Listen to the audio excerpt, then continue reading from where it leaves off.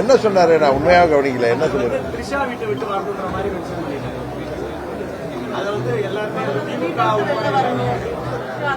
பொதுவா தனிப்பட்ட விமர்சனங்களை யாருமே தவிர்க்கணும்.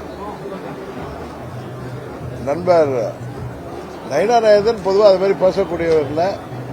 உண்மையா நான் பார்க்கல. நான் நைட் ரொம்ப லேட்டா வந்து சேர்ந்தேன். எழுந்த உடனே இங்க கிளம்பி வந்துட்டேன். நான் 3 மணிக்கு தான் வந்து சேர்ந்தேன்.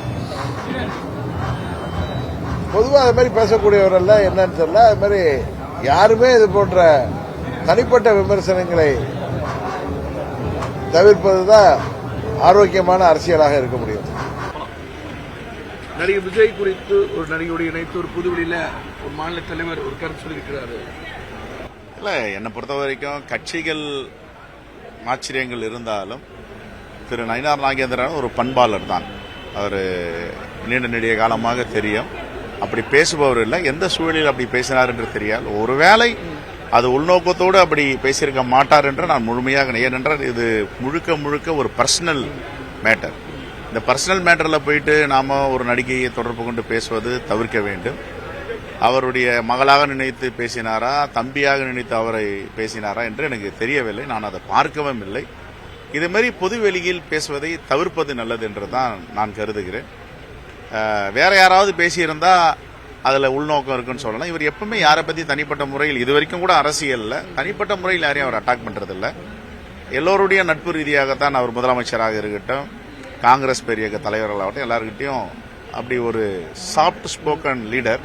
இது எந்த விதத்தில் பேசினாரு, ஏன் பேசினாரு தெரியல. இதை தவிர்ப்பது நல்லது. பாஜக மாநில தலைவர் தலைவர் பற்றி ஒரு தமிழக அரசியல் கட்சிகள் மிகவும் மரியாதையான கட்சிகள், மரியாதையான அரசியல் செய்கிறோம் சொன்னீங்க. அவர் விஜய் மீது விமர்சனம் வைக்கிறதுக்கு ஒரு பிரபல நடிகையோட பெயரை குறிப்பிட்டு பொதுவெளியில ஒரு விமர்சனம் வச்சிருக்காரு. நீங்க மங்கம் வைக்கக்கூடிய ஒரு இருக்கக்கூடிய மாநில தலைவர் ஒரு இன்னொரு அரசியல் கட்சி தலைவரை விமர்சிக்கிறதுக்கு தனிமனித தாக்குதலா அவரோட முதல்ல ஒவ்வொரு கட்சி அதனுடைய தலைவர்கள் என்று அவரவர்கள் என்று பத்திரிகை நம்மளோட பேசும்போது ஒரு கருத்து இருக்கிறது, ஒரு பாணி இருக்கிறது. தனிப்பட்ட முறையிலே யாரையும் பற்றி நான் தனிப்பட்டவர்கள் சொன்னதை பற்றி சொல்லக்கூடாது, குற்றம் சொல்லக்கூடாது.